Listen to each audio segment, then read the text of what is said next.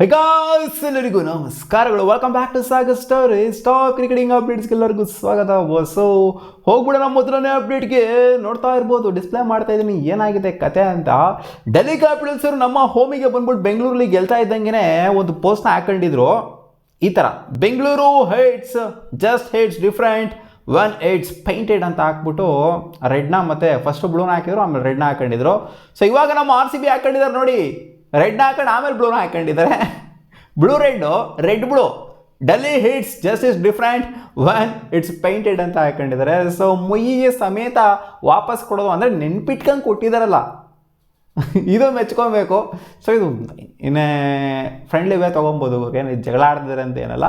So ಅವ್ರು ಬಂದ್ಬಿಟ್ಟು ನಮಗೆ ಕೊಟ್ಟಿದ್ದಾರೆ, ನಾವು ಹೋಗ್ಬಿಟ್ಟು ಅವರಿಗೆ ಕೊಟ್ಟಿದ್ದೀವಿ. ಆ್ಯಂಡ್ ಅವರು ನಮ್ಮ ರಿಲೇಟೆಡ್ ಏನು ಪೋಸ್ಟ್ ಮಾಡಿದ್ರೋ, ಬ್ಲೂ ರೆಡ್ ಏನು ಪೋಸ್ಟ್ ಮಾಡಿದ್ರೋ, ನಾವು ಅದನ್ನು ರೆಡ್ ಬ್ಲೂ ಮಾಡಿದ್ದೀವಿ ಅಷ್ಟೇ.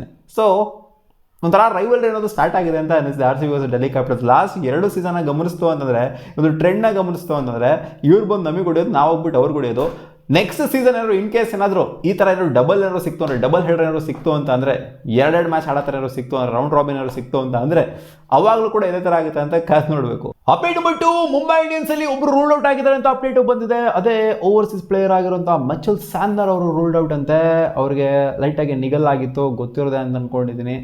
ಸೊ ಈ ಪ್ಲೇಯರ್ ಇವಾಗ ರೂಲ್ಡ್ ಔಟ್ ಆಗಿರೋದ್ರಿಂದ ಹೊಸ ಪ್ಲೇಯರ್ನ, ಹೊಸ ಸ್ಪಿನ್ನರ್ನ ಆ್ಯಡ್ ಆನ್ ಮಾಡ್ಕೊಂಡಿದ್ದಾರೆ. ಸೌತ್ ಆಫ್ರಿಕನ್ನ ಕರ್ಕೊಂಬಂದಿದ್ದಾರೆ, ನ್ಯೂಜಿಲ್ಯಾಂಡ್ ಪ್ಲೇಯರ್ನ ಕಳಿಸ್ಬಿಟ್ಟು.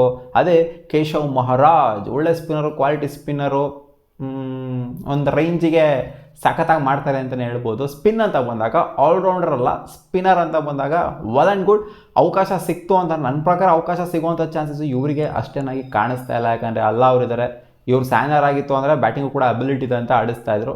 ಸೊ ನನ್ನ ಪ್ರಕಾರ ಬ್ಯಾಕಪ್ ಆಗಿ ಇವ್ರನ್ನ ಕರ್ಕೊಂಡ್ಬಂದಿದ್ದಾರೆ ಥರ ಕಾಣಿಸ್ತಾ ಇದೆ. ಅಪ್ಡೇಟ್ ನಂಬರ್ 3, ಜಾರ್ಜ್ ಹ್ಯಾಜಲ್ವುಡ್ ಮಾತಾಡಿದ್ದಾರೆ ನಿನ್ನೆ match related. It feels like Bhuvi and I have been pretty close to producing a really good play. ಅಂದರೆ ನಾವಿಬ್ಬರು ಸಖತ್ತಾಗಿ ಪ್ಲೇನ ಪ್ರೊಡ್ಯೂಸ್ ಮಾಡ್ತೀವಿ, ಇಬ್ಬರು ಕ್ಲೋಸ್ ಆಗಿದ್ದೀವಿ. ಏನು ನಾವು ಮೇಲ್ಗಡೆ ಅಂತಲ್ಲ ಅಥವಾ ಅವ್ರ ಮೇಲ್ಗಡೆ ಅಂತಲ್ಲ, ಇಬ್ಬರು ಈಕ್ವಲಾಗಿ ಪರ್ಫಾರ್ಮ್ ಮಾಡ್ತೀವಿ ಪ್ಲೇ ಅಂತ ಅಂದಾಗ. ಅಂದರೆ RCBಗೆ ಮೆಚಾರಿಟಿ ಆಫ್ ವಿಕೆಟ್ಸು ಪ್ಲೇಲಿ ಜಾಸ್ತಿ ಐತಿರೋದು. ಈ ಸೀಸನ್ ಬಿಡ್ತು ಅಂದರೆ ಲಾಸ್ಟ್ ಸೀಸನ್ ಸಿಕ್ಕಾಪಟ್ಟೆ ವಿಕೆಟ್ಸ್ನ ಜಾರ್ಜ್ ಹ್ಯಾಜಲ್ವುಡ್ ಎತ್ಕೊಂಡು ಕೊಟ್ಟಿದ್ದಾರೆ. ಬಟ್ ಆದರೂ ಕೂಡ ಈಕ್ವಲಿ ಕ್ರೆಡಿಟ್ ಕೊಡ್ತಾಯಿರಲ್ಲ, ಇಬ್ಬರು ಕೂಡ ಸಖತ್ತಾಗಿ ಮಾಡ್ತೀವಿ ಪ್ಲೇಲಿ, ಇಬ್ಬರು ಕೂಡ ಒಂಥರ ಕಾಂಪೀಟ್ ಮಾಡ್ತಾ ಇರ್ತೀವಿ. ನಮ್ಮಲ್ಲೇ ಕಾಂಪಿಟೇಷನ್ ಇರುತ್ತೆ, ಯಾರು ಜಾಸ್ತಿ ವಿಕೆಟ್ ಇರ್ತಾರೆ ಅನ್ನೋ ಥರ ಆ ರೇಂಜಿಗೆ ಹೇಳಿದ್ದಾರೆ. ನಾನು ಭುವಿನ ಈ ಮ್ಯಾಚು ಫಾಲೋ ಮಾಡಿದೆ, ಅವ್ರು ವಿಕೆಟ್ ಎತ್ಕೊಂಡು ಕೊಟ್ಟರು, ಅದನ್ನ ಫಾಲೋ ಅಪ್ ಮಾಡಿದೆ. And what happened is happened ಅಂತ ಹೇಳಿದರೆ, ಒಟ್ಟಿನಲ್ಲಿ ಭುವಿಗೆ ಕ್ರೆಡಿಟ್ ಕೊಟ್ಟಿದ್ದೆ. 4 ವಿಕೆಟ್ ಇವರು ಎತ್ತಿದ್ರು ಕೂಡ ಭುವಿ ಸ್ಟಾರ್ಟ್ ಮಾಡಿದ್ದು, ಅದನ್ನು ನಾನು ಕನ್ವರ್ಟ್ ಮಾಡಿದೆ ಅಂತ ಒಂದು ಕ್ರೆಡಿಟ್ ಕೊಡೋದಿದೆಯಲ್ಲ. 4 ವಿಕೆಟ್ ಎತ್ಬಿಟ್ಟು 3 ವಿಕೆಟ್ ಎತ್ತಿದವ್ರಿಗೆ ಕ್ರೆಡಿಟ್ ಕೊಡೋದಿದೆಯಲ್ಲ, ಇದು ದೊಡ್ಡತನ ಅಂತ ಹೇಳ್ತಾರೆ.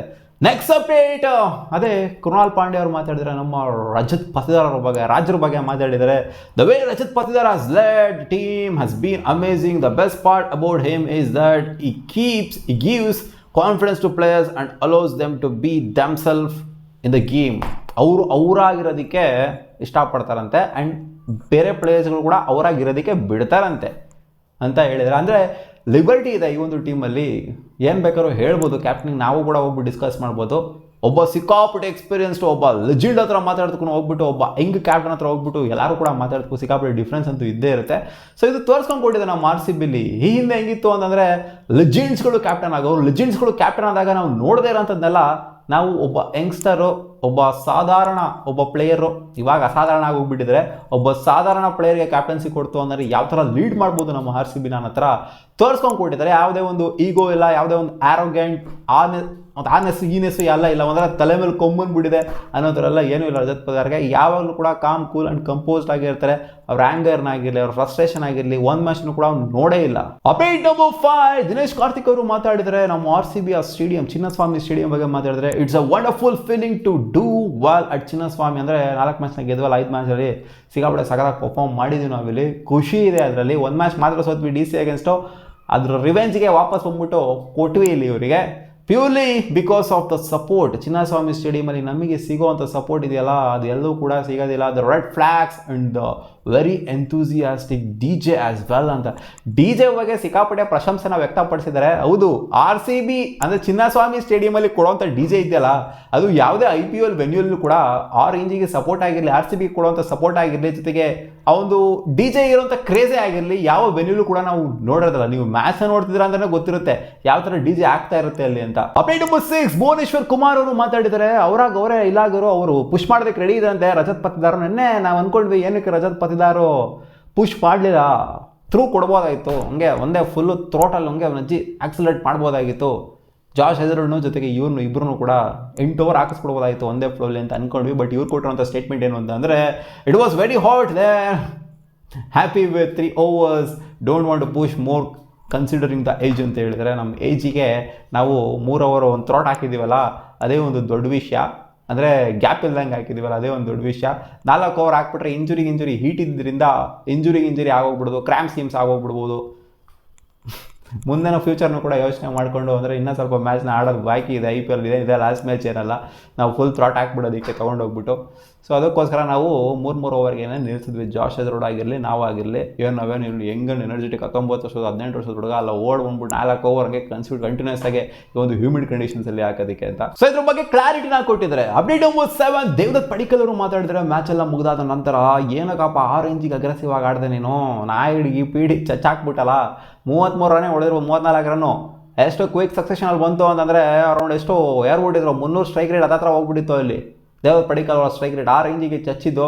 ಸೊ ಏನಕ್ಕೆ ಅಂತ ಕೇಳಿದಾಗ, ಈ ಥರ ಒಂದು ಲೋ ಸ್ಕೋರಿಂಗ್ ಗೇಮ್ ಇದ್ದಾಗ ಎಷ್ಟು ಈಸಿಯಾಗಿ ನಾವು ಮ್ಯಾಚ್ನ ಬೇಗ ತೇಲಿಸ್ತೀವೋ, ಮ್ಯಾಚ್ನ ಎಷ್ಟು ಬೇಗ ಫಿನಿಷ್ ಮಾಡ್ತೀವೋ ಅಷ್ಟೇ ನಮಗೆ ಒಳ್ಳೆಯದು. ನೆಟ್ ರನ್ ರೇಟ್ನ ನಾವು ಇಂಕ್ರೀಸ್ ಮಾಡ್ಕೊಳ್ಳೋವಂಥ ಮ್ಯಾಚ್ ಇದು. ನಾವು ಇದನ್ನು ಜಸ್ಟ್ ಗೆಲ್ಲೋದಕ್ಕೋಸ್ಕರ ನೋಡ್ತಿರಲ್ಲ, ನೆಟ್ ರನ್ ರೇಟ್ನ ಇಂಕ್ರೀಸ್ ಮಾಡ್ಕೊಳ್ಳೋದಕ್ಕೋಸ್ಕರ ನೋಡ್ತಾ ಇದ್ವಿ. ಅದಕ್ಕೋಸ್ಕರನೇ ಆರೆಂಜಿಗೆ ಅಗ್ರೆಸಿವ್ ಆಗಿ, ಅಂದರೆ ಇನ್ಫ್ಯಾಕ್ಟ್ ಅವ್ರು ಪೋಪ್ಲೆಗಿಂತ ಮುಂಚೆನೇ ಅವ್ರಿಗೆ ಐಡಿಯಾ ಇರುತ್ತೆ 5.5 ಓವರ್ ಒಳಗಡೆ ಏನಾದ್ರು ಮುಗಿಸ್ತು ಅಂದರೆ ರೆಕಾರ್ಡ್ ಆಗುತ್ತೆ, ಹಿಸ್ಟಾರಿಕ್ ರೆಕಾರ್ಡ್ ಆಗುತ್ತೆ ಅಂತ. ಬಟ್ ಅದು ಟ್ರೈ ಮಾಡಿದ್ರು ಅವರು 5.5 ಓವರ್ಸ್ ಒಳಗಡೆ ಪೋಪ್ಲೆ ಒಳಗಡೆ ಮುಗಿಸೋದಕ್ಕೆ ಮ್ಯಾಚ್ನ ಅಂತ, ಬಟ್ ಅದು ಆಗಲಿಲ್ಲ. ಅಪ್ಡೇಟ್ ನಂಬರ್ 8 ಮಾತಾಡಿದರೆ ಅಕ್ಷರ್ ಪಟೇಲ್ ಅವರು ಹಿಂದೆ ನಡೆದಂಥ ಮ್ಯಾಚ್ಗಳ ಬಗ್ಗೆ. ಕ್ಯಾಚಸ್ನೆಲ್ಲರೂ ನಾವು ನೆಟ್ಟಿಗೆ ತಾಕೊಂಡಿತ್ತು ಅಂತ ಅಂದಿದ್ರೆ, 2 ಕ್ಯಾಚ್ನ ಹಿಡ್ಕೊಂಡಿತ್ತು ಪಂಜಾಬ್ ಕಿಂಗ್ಸ್ ಮೇಲೆ ಅಂತ ಅಂದಿದ್ರೆ, 2 ಕ್ಯಾಚ್ ಮಾತ್ರ ಸಿಕ್ಕಾಪಟ್ಟೆ ಕ್ಯಾಚ್ಗಳನ್ನ ಬಿಟ್ಟರು. ಕರುಣ್ ನಾಯರ್ ರಿಲೇಟೆಡೇ ಇವರು ಡೈರೆಕ್ಟಾಗಿ ಪಾಯಿಂಟ್ಔಟ್ ಮಾಡಿ ಹೇಳಿರೋದು. ಆ ಕ್ಯಾಚ್ಗಳನ್ನ ಎತ್ತಾಕೊಂಡ್ಬಿಟ್ಟಿತ್ತು ಅಂದರೆ, ಜೊತೆಗೆ ಡೇವಿಡ್ ಮಿಲ್ಲರ್ ಏನಾದ್ರು ಆ ಸಿಂಗಲ್ನ ತೊಗೊಂಡಿತ್ತು ಅಂತ ಅಂದಿದ್ರೆ ಗೊತ್ತಲ್ಲಪ್ಪ, 2 ಬಾಲ್ಗೆ 2 ರನ್ ಬೇಕಾಗಿರುತ್ತೆ 2 ಬಾಲ್ಗೆ. ಸೊ ಆ ಟೈಮಲ್ಲಿ ಸಿಂಗಲ್ ತೊಗೊಂಡಿಲ್ಲ, ಆಮೇಲೆ ನೆಕ್ಸ್ಟ್ ಬಾಲ್ ಕೂಡ ವಿಕೆಟ್ ಆಗಿದ್ದು. ಸೊ ಈ 2 ಮ್ಯಾಚ್ ಏನಾದರೂ ನಮ್ಮ ಕಡೆ ಆಗಿತ್ತು ಅಂತಂದರೆ ಕಂಪ್ಲೀಟ್ಲಿ ಡಿಫ್ರೆಂಟ್ ಆಗಿರೋದು, ಮೊಮೆಂಟಮೇ ಶಿಫ್ಟ್ ಆಗಿ ಹೋಗ್ಬಿಟ್ಟಿರೋದು, ಕಂಪ್ಲೀಟ್ ನಾವು ಡಿಫ್ರೆಂಟ್ ಟೀಮ್ ಥರನೇ ಕಾಣಿಸ್ತಾ ಇದ್ವಿ. ಈ 2 ಗೇಮ್ ನಾವು ಗೆಲ್ಲಬೇಕಾಗಿತ್ತು, ಗೆಲ್ಲುವಂಥ ಗೇಮ್ನ ನಾವು ಸೋತಿದ್ದೀವಿ ಅಂತಲೇ ಹೇಳಿದ್ದಾರೆ. ಅಪ್ಡೇಟ್ ನಂಬರ್ 9, ಇರ್ಫಾನ್ ಪಠಾನ್ ಅವರು ಎಕ್ಸಲ್ಲಿ ಒಂದು ಪೋಸ್ಟ್ನ ಹಾಕೊಂಡಿದ್ರೆ, ವಿರಾಟ್ ಕೊಹ್ಲಿ 9,000 ರನ್ನ ನೆನೆ ಕಂಪ್ಲೀಟ್ ಮಾಡ್ತಾ ಇದ್ದಂಗೆ, if anyone can challenge Virat Kohli, it's none other than Virat Kohli himself. ಯಾಕೆಂದರೆ 9,000 ರನ್ಸ್ನ ಯಾರು ಚಾಲೆಂಜ್ ಮಾಡೋಕ್ಕಾಗತ್ತೆ? ಯಾರು ಕೂಡ ಚಾಲೆಂಜ್ ಮಾಡೋಕ್ಕಾಗಲ್ಲ. 9,000 ರನ್ನ ಯಾವ ಮಗ ಹೊಡೆಯೋಕ್ಕಾಗತ್ತೆ? ಅದು ಒಂದೇ ಒಂದು ಫ್ರಾಂಚೈಸ್ಗೆ ಯಾರು ಹೊಡೆಯೋಕ್ಕಾಗತ್ತೆ? Mount Everest is just a stepping stone for aim, not the destination ಅಂತ ಹೇಳಿದರೆ, ಮೌಂಟ್ ಎವರೆಸ್ಟೇ ಸ್ಟೆಪ್ಪಿಂಗ್ ಸ್ಟೋನು, ಅದು ಡೆಸ್ಟಿನೇಷನ್ ಅಲ್ವೇ ಅಲ್ಲ. ವಿರಾಟ್ ಕೊಹ್ಲಿನ ಯಾರು ಮೀರ್ಸೋದಕ್ಕೆ ಆಗೋದೇ ಇಲ್ಲ. 9,000 ರನ್ನ IPL ಹೊಡೆಯುವಂಥ ಮೀಟ್ರ್ ಇದೆಯಾ? ವರ್ಷಕ್ಕೊಂದ್ಸಲ ಬರುವಂಥ IPL ಅಲ್ಲಿ ನೀವು 18 ವರ್ಷ ಆಡ್ತಾರೆ, 19 ವರ್ಷ ಆಡ್ತಾರೆ. ಇನ್ಫ್ಯಾಕ್ಟ್ 19 ವರ್ಷ ಮಾತ್ರ ಅಂತಲ್ಲ, ಇನ್ನೂ 4 ವರ್ಷ ಆಡುವಂಥ ಎಲ್ಲ ಎಬಿಲಿಟಿ ಇದೆ ವಿರಾಟ್ ಕೊಹ್ಲಿಗೆ. ಸೊ ಅದು ಎಷ್ಟು ವರ್ಷ ಆಡ್ತಾರೆ ಅಂತ ಗೊತ್ತಿಲ್ಲ. ಸೊ ಇಷ್ಟು ವರ್ಷ IPL ಸರ್ವೈವ್ ಆಗೋದೇ ಒಂದು ದೊಡ್ಡ ಟಾಸ್ಕು. ಸೊ ಅದರಲ್ಲಿ 9,000ದಿಂದ ಇನ್ನು 10,000 ಅಂತೂ 100% ಕಂಪ್ಲೀಟ್ ಮಾಡ್ತಾರೆ ವಿರಾಟ್ ಕೊಹ್ಲಿ ಅವರು.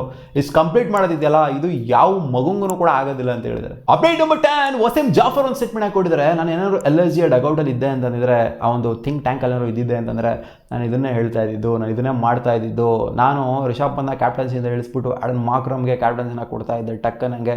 ಅದಾಗರು ನ್ಯಾಷನಲ್ ಸೈಡ್ನ ಲೀಡ್ ಮಾಡಿರುವಂಥ ಒಬ್ಬ ಕ್ಯಾಪ್ಟನ್ನ ನೀವು ಇಟ್ಕೊಂಡು ಇವರಿಗೆ ಕ್ಯಾಪ್ಟನ್ಸಿನ ಕೊಟ್ಕೊಂಡು ರಿಷಬ್ ಪಂತ್ಗೆ, ನಿಜವಾಗ್ಲೂ ನಾನು ಅದೇ ಹೇಳೋದು, ಇವ್ರು ಕ್ಯಾಪ್ಟನ್ ಚೇಂಜ್ ಆಗೋರ್ನು ಕೂಡ ಉದ್ಧಾರ ಆಗಲ್ಲ ಅಂತ. ಯಾವುದೋ ಕಾಲದಲ್ಲಿ ಡೆಲ್ಲಿ ಕ್ಯಾಪಿಟಲ್ಸ್ಗೆ ಕ್ಯಾಪ್ಟನ್ ಆಗಿ ಫೈನಲ್ಗೆ ಕರ್ಕೊಂಡು ಬಂದಿರ್ಬೋದು, ಬಟ್ ಯಾವುದೋ ಕಾಲ ಈ ಕಾಲ ಅಲ್ಲ.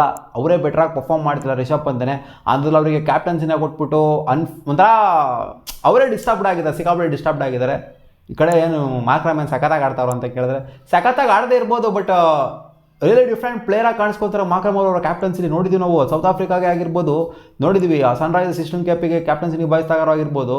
ಅವ್ರ ಕ್ಯಾಪ್ಟನ್ಸಿಲಿ ಕಂಪ್ಲೀಟ್ ಡಿಫ್ರೆಂಟ್ ಪ್ಲೇಯರ್ ಆಗೋಗ್ಬಿಡ್ತಾರೆ. ಆ ಒಂದು ಪ್ರೆಷರ್ನ ಹ್ಯಾಂಡಲ್ ಮಾಡೋಂಥ ಕೆಪಬಿಲಿಟಿ ಅವ್ರಿಗೆ ಬ್ಲಡ್ಡಿಂದನೇ ಬಂದಿದೆ ಅಂತ ಅನಿಸ್ಬಿಡುತ್ತೆ ಮಾಕ್ರಮ್ ಅವರಿಗೆ.